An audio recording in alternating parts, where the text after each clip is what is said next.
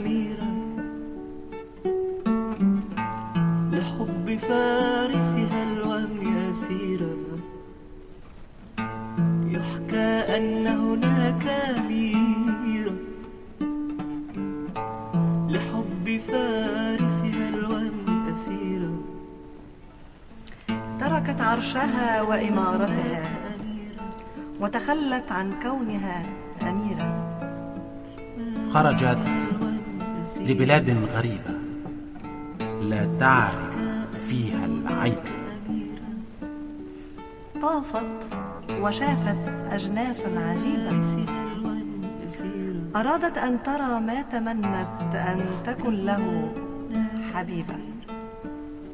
ساقتها الأقدار لبيت رجل عطار وصف لها السهر والطرب دواء للانتظار. وفي ليلة ساهرة ظهر لها هامسا مثلك لا يكون إلا أميرة رقة ونعومة وعذوبة. لست من أهل المدينة. تحادثا وتعارفا وبين يديه لم تعد أميرة بل أسيرة. احتواها بين طيات قلبه أخفاها في صدره.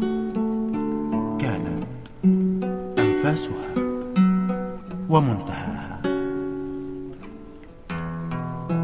على بساطه رافقته في رحلاته قاسمته وفي أحلامها أحبته.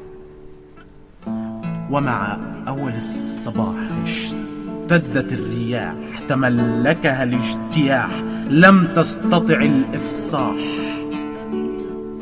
اختل توازنها ما بين التحليق اختل توازنها ومع ما الحبيب بين التحليق مع الحبيب وبين منطق العالم الكئيب.